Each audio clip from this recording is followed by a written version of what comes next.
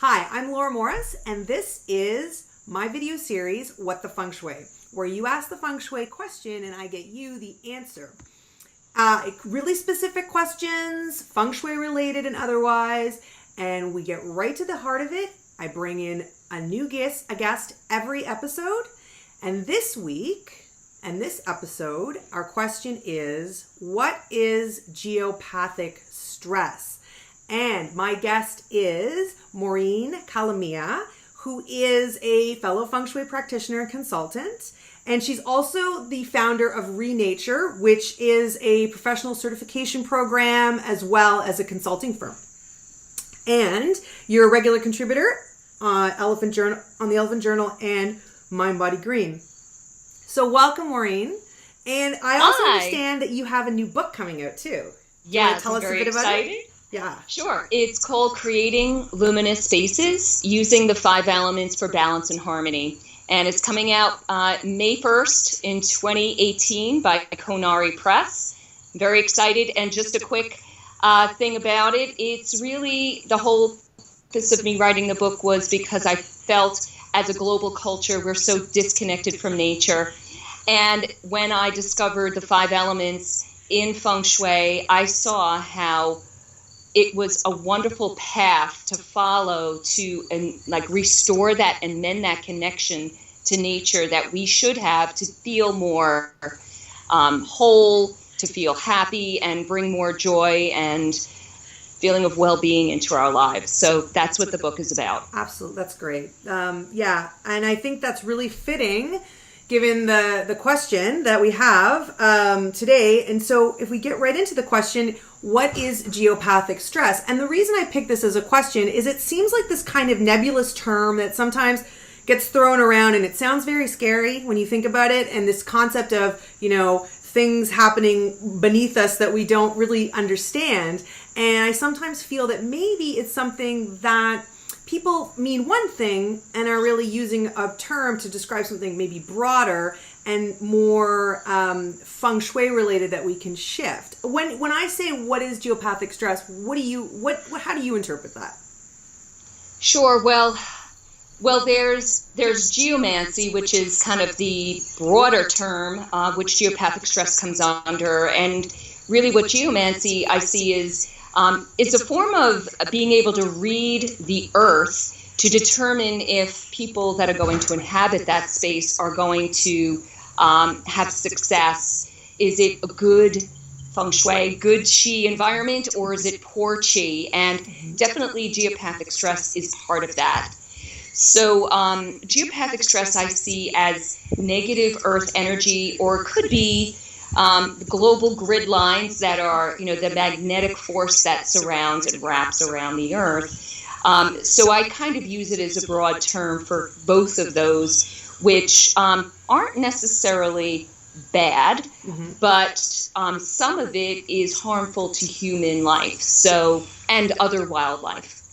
So that's what I kind of see geopathic stress being. Yeah, and it's interesting. It's definitely, ley lines in the grid you spoke about, and how, sometimes in instances, perhaps, you've been told that maybe your house is on something like this and it could be causing some issues, illnesses. Yeah. And one thing is, in everything I do, and I know you're the same way, I don't like to instill panic in people. Yes. Yes. And so there is a part of it just saying it sounds really like a big deal. But at the end of the day, I feel sometimes what we're talking about is having depleted earth chi, or that the chi of the earth that is around your home, under your home, is somehow not what it should be, and how it's strong, and it's, and how you can sort of see it in your surroundings. Could you be able, are you able to see that there's geopathic stress, or how would you be able to determine if you had it? Let's put it that way. Sure. I mean, anybody can observe and with awareness see if there's areas that might be an issue. Vegetation tends not to prosper in areas where there's geopathic stress. Like you said, the chi is depleted, so maybe the soil doesn't have the right nutrients. So that is definitely an indication. Also, there is some wildlife that are attracted to areas with poor chi or geopathic stress, and things like ants, so ant hills, wasp nests, and some other insects kind of gravitate to areas where there's geopathic stress. And believe it or not, our cats, right? I have two of them. Cats love geopathic stress. I don't know, they're just strange.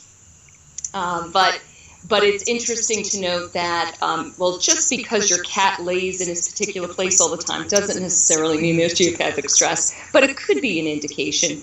And it's definitely areas where dogs move away from. Dogs don't like it. So interesting, when I was first learning about dowsing, which we'll probably get into, or finding geopathic stress, there was one area in my family room that I always put the dog bed.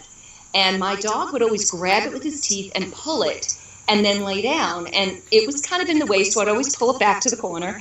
And after I learned about geopathic stress, I found that that was an area where there was geopathic stress. So he was just knowing it, feeling it, and not happy there. So he would move it off of that line. That's really interesting. Yeah. And I really never thought, I've always sort of thought about the vegetation and looking at the quality of the land around it. And I've never thought about that insect egg. That's really, really interesting. The insects and the cats, I knew that. But that insect thing is really interesting, because that's a really visible thing you can see, right? And people always say that sometimes people's lawns, they're like, I can never get my grass to grow because I have this, and this, and this. And it's like, I do everything. And it's this constant, struggle. And that being, a possible sign. So you there's one more thing. Yeah. There's one more thing I forgot to mention. Trees, if they're on geopathic stress lines, sometimes those are the trees that kind of branch out and they have two trunks. Because if there's a line of geopathic stress there, both trunks are trying to get away from it.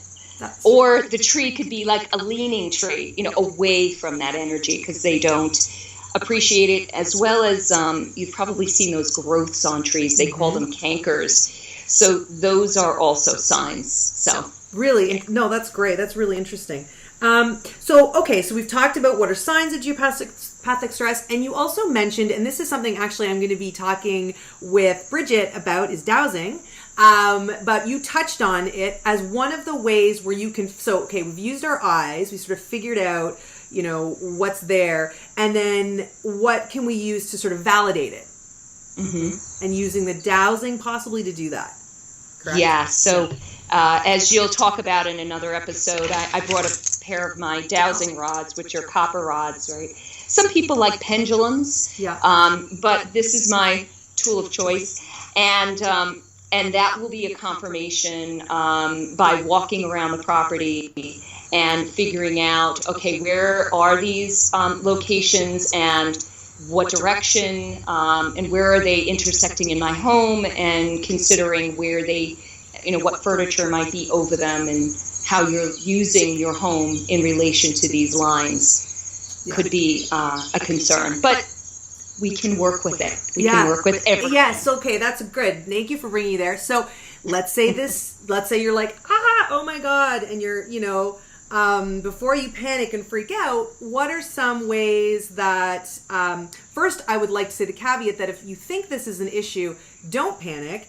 And I would say, use a qualified Feng Shui practitioner or geomancer to help confirm it before you get, because again, I'm really of the mind of not creating fear in people and really realizing that it's just the earth and our surroundings and environment giving us some cues. It doesn't mean anything huge, and that we can fix it and work with it. So definitely, what would you say would be where you would go with that if you found out?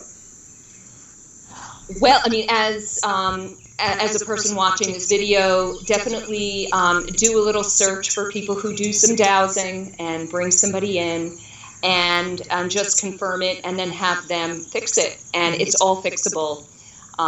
But before you even do that, if you have an idea where there is some energy, you could just shift your furniture a little bit. So if you think maybe there's something with your bed, maybe you could shift your bed for a little bit and see how you sleep there, if there are sleep issues. If there's your home office and you just feel like some people have that intuition. They really do, and they can tap into it. I don't feel right here. Well, maybe if you shift your desk a little or move to another space and work there for a little while, see how you feel there. That could be a good indication that there might be geopathic stress in that area that you were before if you're feeling better when you move the furniture.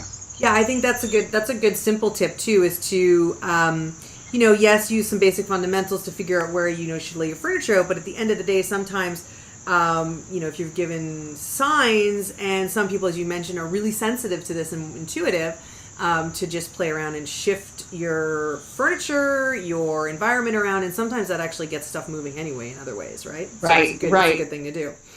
Okay, that was awesome. Thank you a lot, Maureen. That was really, you brought a lot of things that honestly I hadn't even thought about, and so I'm so happy that you came on and talked about this question.